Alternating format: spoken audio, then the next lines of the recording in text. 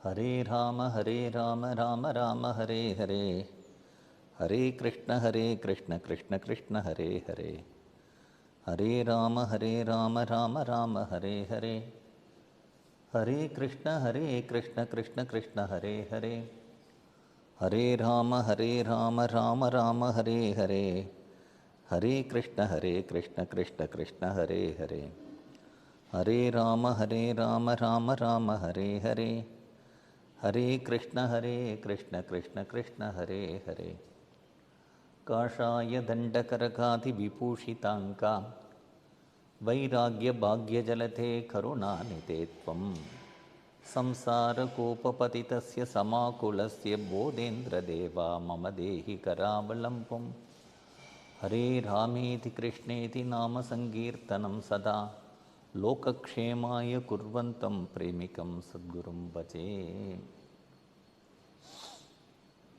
பகவான் ஒருத்தர் தான். பகவான் நிறைய பேராக இருந்தால் பக்தி பண்ணுற நமக்கு இப்போ எந்த பகவான் அதிகாரத்தில் இருக்கார் அப்படின்னு ஒரு கேள்வி வந்துடும். இப்போ எந்த பகவான் அதிகாரத்தில் இருக்காரோ அப்புறம் அந்த பகவானை பக்தி பண்ணணும்னு தோணும். 2-3 பகவான் இருந்தால் ஒரு பகவான் நான் சிருஷ்டி பண்ணுறேன்னு ஆரம்பிப்பார், இன்னொரு பகவான் இப்போ நேரம் சரியில்லை, இப்போ சிருஷ்டி பண்ணக்கூடாதுன்னுவார். இப்போ என்ன அவசரம், இன்னும் கொஞ்சம் நாள் கழித்து பார்த்துக்கலாமே அப்படின்னு இன்னொரு பகவான் சொல்வார். அதனால் பகவான் அநேகமாக இருந்தால் இப்படியெல்லாம் நிறையா நமக்கு கேள்விகள் வரும். அண்டசராட்சரங்களுக்கு அத்தனைக்கும் ஒரே ஒரு பகவான் தான். ச ஏகஹா அப்படிங்கிறது உபனிஷத். ஒருத்தர் தான். அன்றைக்கும் அவர் தான் இருக்கார், இன்றைக்கும் அவர் தான் இருக்கார், நாளைக்கும் அவர் தான் இருக்க போகிறார், எப்பொழுதும் அவர் தான் இருக்கார். அவர் இல்லாத ஒரு காலமே கிடையாது. பகவான் அன்றைக்கும் அவர் தான், இன்றைக்கும் அவர் தான், நாளைக்கும் அவர் தான் அப்படின்னாலும் இந்த அவர் சிருஷ்டி பண்ணின உலகம் இருக்கே அது மாறிண்டே இருக்கு. நமக்கு ரொம்ப தெரியாட்டாலும் இன்றைக்கி ஒரு 70 வயசு 80 வயசு ஆறவாளுக்கெல்லாம் தெரியும். ஒரு 50-60 வருஷத்துக்கு முன்னாடி கிராமங்கள் எப்படி இருந்தது, கிராமங்களில் ஜனங்கள் எப்படி வாழ்ந்தா. அன்றைக்கி காவேரியோ தாமிரபரணியோ பாலாரோ வைகையோ நிறையா ஜலம் போகும். ஜலத்துக்கு கஷ்டம் அப்படிங்கிறதே இருந்ததில்லை. ஒரு வாழைக்காய், கீரை, கத்திரிக்காய், கொத்தரங்காய் அதெல்லாம் பெருசாக காசு கொடுத்தே வாங்க மாட்டான். கிராமத்தில் அது பாட்டுக்கு தோட்டத்தில் விளையும். அதெல்லாம் காசு கொடுத்து வாங்கிறதே அவளுக்கு ரொம்ப ஒரு பெரிய விஷயமா இருக்கும். நெல் அறுவடை பண்ணி வீட்டில் ஒரு 10,000 இருக்கும், அதில் போட்டு வச்சுருவா. ஒரு வருஷத்துக்கு வேண்டியது வந்துடும். புளி வரும். பால் அப்படின்னாக்க ஒவ்வொருத்தர் வீட்டிலேயே ஒரு பசுமாடு இருக்கும். பால், தயிர் இதெல்லாம் பணம் கொடுத்து வாங்கிறதுங்கிற பழக்கமே கிடையாது. அப்படியே அந்த மாட்டை ஓட்டி விட்டா கிராமத்தில் இருக்கிற புல்லுலெல்லாம் அது மேய்ஞ்சிட்டு வந்துடும். அறுவடை பண்ணின வைக்கோல் இருக்கும். ஆனால் இன்றைக்கு எப்படி இருக்குது அப்படின்னா, நம்ம ஒரு தண்ணியை கூட ஒரு பாட்டிலில் விலை கொடுத்து வாங்குகிறோம். அரிசியை ஒரு 5 kg அப்படின்னு நம்ம போய் கடையில் வாங்கிட்டு வரோம். குடியிருப்புகள் அப்படின்னு விட்டாக்க ஒரு வீடு 2 கட்டு 3 கட்டுன்னு விசாலமாக இருந்தது போய் இப்போ நம்ம மேலே போக ஆரம்பிக்கிறோம். அடுக்கடுக்கடுக்காக மேலே போகிறோம். 40 மாடி 50 மாடின்னு போகிறோம். அதேமாரி நம்ம அந்த காலத்தில் ஒரு பொண்ணை கல்யாணம் பண்ணி கொடுக்குறதா இருந்தால் இப்போ தஞ்சாவூர்லேருந்து திருநெல்வேலியில் கல்யாணம் பண்ணி கொடுக்கறதுக்கு யோசிப்பா. ரொம்ப தூரமாக இருக்கே, எப்படி அடிக்கடி போய் பார்த்துட்டு வர்றதுன்னு சொல்லுவாங்க. இன்றைக்கி நமக்கு ஃபாரின் போகிறது அப்படிங்கிறது எல்லாமே ரொம்ப சகஜமாகிடுது. அது அமெரிக்காவாக இருக்கட்டும், ஆஸ்திரேலியா இருக்கட்டும், ஜெர்மனியாக இருக்கட்டும், கனடாவாக இருக்கட்டும், இந்தோனேஷியாவாக இருக்கட்டும், அடிக்கடி போகிறா, அடிக்கடி வரா, கல்யாணம் பண்ணிக்கிறா. எல்லாம் ரொம்ப மாறிண்டே இருக்குது. ட்ரெஸ் கோடு நமக்கு மாறி போயிடுது. இப்படி உலகம் மாறுறது நம்மளும் யுக தர்மம்னு சொல்கிறோம். யுக தர்மத்துக்கு அந்த தர்மங்கள்லாம் மாறிண்டே இருக்குன்னு சொல்கிறோம்.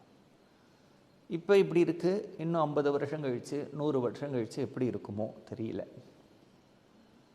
ஆனால் இவ்வளவு மாறின்னு இருக்கிறதுனால பகவானை மாற்ற முடியுமா? உலகம் மாறிண்டே இருக்கே. அதனால் அன்றைக்கி ஒரு பகவான், இன்றைக்கி ஒரு பகவான், நாளைக்கு ஒரு பகவான், அப்படின்னு பகவானை மாற்ற முடியுமான்னா பகவான்லாம் மாற்ற முடியாது. பகவான் அவர் மாத்திர ஒருத்தர் இல்லை. பகவான் ஒரு மாறாத ஒரு வஸ்து. இப்போ என்ன பண்ணணும் அப்படின்னா பகவானை அடையிற வழியை தான் இந்த காலகட்டத்துக்கு தகுந்ததாக நம்ம மாற்றிக்கணும்னு அவசியம் இல்லை. சாஸ்திரத்தில் சொல்லியிருக்கா, அதை நம்ம ஃபாலோ பண்ணணும், அவ்வளவுதான். நம்மளா எப்படி ஒரு வழியை கண்டுபிடிக்க முடியும்? ஆனால் இந்த உலகம் இப்படி தான் போகும் அப்படின்னு மகரிஷிகளுக்கெல்லாம் நன்னா தெரியும். அதனால் மகரிஷிகள்லாம் அதற்கான ஒரு தர்மத்தை காண்பிச்சுட்டு போயிருக்கா. கலேர் தோஷநிதே ராஜன்னு அஸ்தி ஏகோ மகான் குணகா அப்படின்னு. முதல்ல சொன்னால் கலியில் தோஷங்கள்லாம் நிதியாக இருக்குது அப்படின்னார். அப்புறம் சொல்கிறார் ஒரு மகத்தான குணம் இருக்குது அப்படிங்கிறார். அது என்ன அப்படின்னா கிருஷ்ண கீர்த்தனம் அப்படிங்கிறார். இந்த சாஸ்திரங்கள் எந்த யுகம் இப்படி போகும் அப்படின்னு சொல்லித்தோ அதே சாஸ்திரங்கள் அந்த யுகத்தில் ஒரே ஒரு கதி இருக்குது நமக்கு. அது என்னன்னா பகவன் நாம கீர்த்தனம் அப்படிங்கிறத காண்பிச்சிருக்காங்க. புராணங்கள்லையும் இதிகாசங்கள்லையும் பகு வாக்கியங்கள் கலேர் தோஷநிதே ராஜன்னு அஸ்தி ஏகோ மகான் குணகா கலௌ கல்மஷச்சித்தானாம் பாப்பத்ரவ்யோபஜீவினாம் விதிக்கிரியா விஹீனானாம் கதிஹி கோவிந்த கீர்த்தனம் தியாயன் கிருதே யஜன்யக்னேஹி திரேதாயாம் துவாபரை அர்ச்சயன் எதாப்னோதி ததாப்னோதி கலோ சங்கீர்த்திய கேசவம். இப்படி நிறையா வாக்கியங்கள் பகவன் நாமத்தினுடைய பெருமையை சொல்கிறதுக்கு இருக்குது. அப்போ இனிமேல் நமக்கு பாகவதத்தில் ஒரு ஸ்லோகம் இருக்குது. எல்லாத்தையும் நீ சாஸ்திரத்தை பார்த்து தான் தெரிஞ்சுக்கணும்னு அவசியம் இல்லை, லோகத்தையே பரீட்சை பண்ணிப்பார் அப்படின்னு ஒரு ஸ்லோகம் இருக்குது. அதே மாதிரி இந்த பகவன் நாம கீர்த்தனம் தான் கதியாங்கிறத சாஸ்திரம் சொல்கிறது இருக்கட்டும், நீ லோகத்தை பாரு. நாம் எப்படி இருக்கோன்னு பாரு, நம்ம குடும்பம் எப்படி இருக்குன்னு பாரு, நம்ம ஊர் எப்படி இருக்குன்னு பாரு, உலகம் இருக்குன்னு பாரு. நீ ஹானஸ்ட்டாக இருந்தால் நீ ஒத்துண்டு தானே ஆகணும். இன்றைக்கி இருக்கக்கூடிய நிலையில் if you are very honest, உனக்கு ஒரு ராங் அண்டர்ஸ்டாண்டிங்கோ ராங் எஸ்டிமேட் இல்லைன்னா உனக்கே என்ன புரியும். சாஸ்திரம் சொல்கிறது இருக்கட்டும், நான் சொல்கிறது இருக்கட்டும், இந்த பகவன் நாமா தான் இது கதி அப்படிங்கிறது நன்னா புரியும்.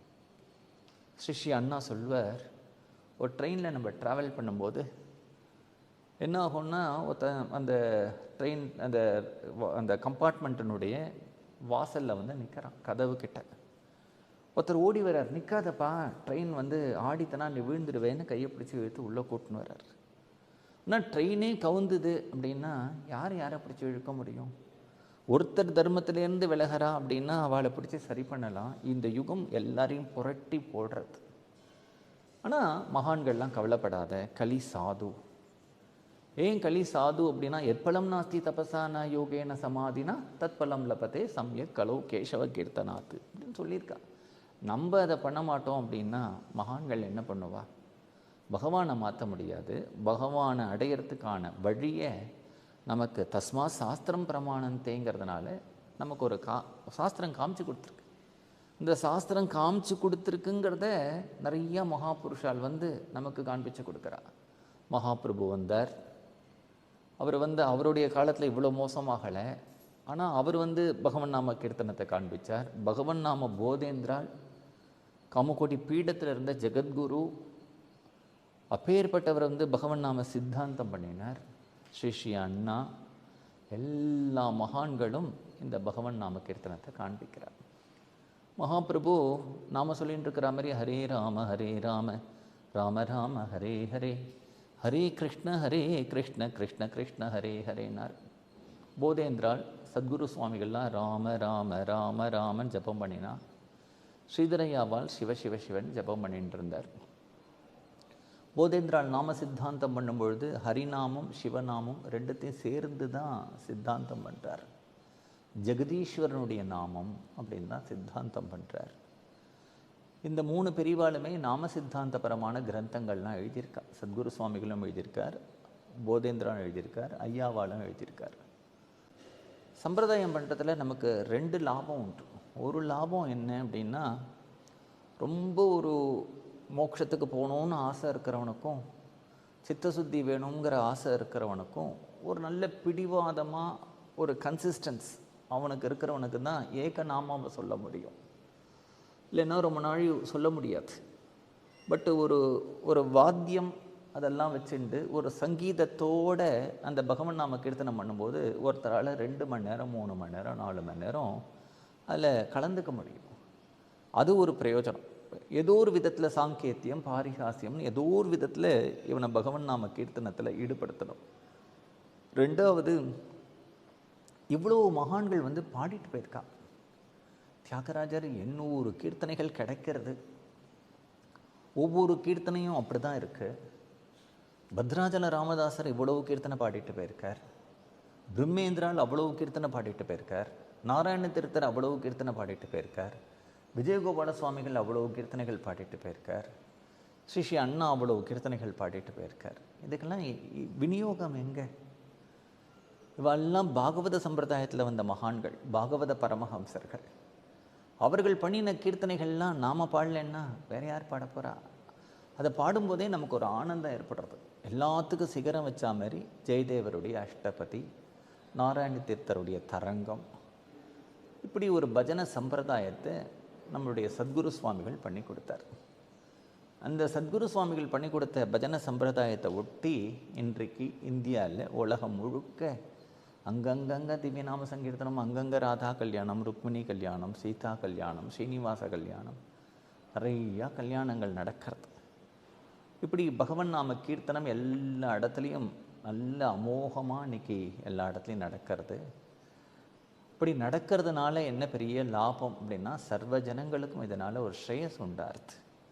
எல்லாரும் இதில் கலந்துக்கிறாளே, எல்லாரும் கலந்துக்கிறா, எல்லாரும் அதில் அவளுக்கு ஒரு ஆனந்தம் கிடைக்கிறது, மனசில் ஒரு சமாதானம் கிடைக்கிறது, ஒரு சந்தோஷம் கிடைக்கிறது.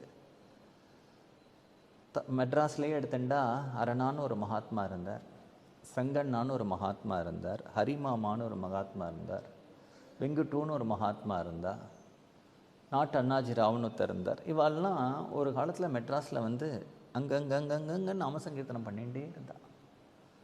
இவா நாம சங்கீர்த்தனம் பண்ணுறதுனால தான் யாராவது ஒருத்தர் ஆரம்பித்து ஒன்று பண்ணால் தானே நம்ம அதில் கலந்துப்போம். அதனால் மெட்ராஸை வந்து ஜனங்களை அவளுடைய பக்தி அந்த பாவம் குறையாமல் பார்த்துட்ட மகான்கள் இவர்கள். அதே மாதிரி அங்கங்கே பல சபைகள் ஆரம்பித்து வருஷா வருஷம் முடியும் பொழுதெல்லாமே பகவன் நாம கீர்த்தனம் பண்ணிட்டு வரா. அதில் ரொம்ப முக்கியமான ஒரு சபை அப்படின்னுட்டா நம்ம பெங்களூரில் இருக்கக்கூடிய ஸ்ரீ ராமகிருஷ்ண பஜனை சபா அப்படிங்கிறது. என்ன ஆச்சரியன்னா 75 வருஷம் ஆறுது, பிளாட்டினம் ஜூப்ளி. கிட்டத்தட்ட நம்மளோட இண்டிபெண்டன்ஸ் வந்து அன்றைக்கி ஆரம்பிச்சிருக்காவா. அப்படி ஆரம்பித்து இன்னி வரைக்கும் விடாமல் பகவன் நாம கீர்த்தனம் பண்ணியிருக்கா. 73 வருஷம் தொடர்ந்து மகாசிவராத்திரியில் பகவன் நாம சங்கீர்த்தனம், மகாசிவராத்திரி வைபவம் பண்ணுறா. இது வந்து இயர்லி ஈவெண்ட்ஸ். அதை தவிர தனித்தனியாக நிறையா பஜனைகள் சத்சங்கங்கள் ரெகுலராக நடந்துட்டுருக்கு. இந்த 2026வது வருஷம் அவள் வந்து இந்த 75வது வருஷத்தை ரொம்ப கிராண்டாக கொண்டாட போகிறா. கிராண்டுன்னா என்ன, நிறையா பாகவதில் வர போகிறா, நிறையா பஜனை நடக்க போகிறது, நிறையா சத்சங்கம். நமக்கு அது தானே தெரியும், அதுதானே வேணும். அதில் ஒரு முக்கியமாக அதிருத்ரமும் ஒன்று பண்ண போகிறா. இது நமக்கு கேட்குறதுக்கே இப்படி நடக்க போகிறதுன்னு கேட்குறதுக்கே ரொம்ப சந்தோஷமாக இருக்குது. அதனால் இந்த ராமகிருஷ்ண பஜனை சபா இந்த வைபவத்தில் நீங்கள் எல்லோரும் கலந்துக்கணும். கலந்துண்டு பகவானோட கிருபைக்கு பரிபூர்ணமாக பாத்திரமாகணும். இந்த சபையும் இது 75 வருஷம் மாதிரி 100 வருஷம் 125 வருஷம் ஒரு ஆலமரம் மாதிரி இருந்து சர்வ ஜனங்களுக்கும் இந்த சபை மேலே மேலே ஒரு பகவன் நாம கீர்த்தனத்தை நடத்தி அவளுக்கு ஒரு ஆஸ்வாசத்தை கொடுக்கணும்னு பகவானை பிரார்த்தனை பண்ணி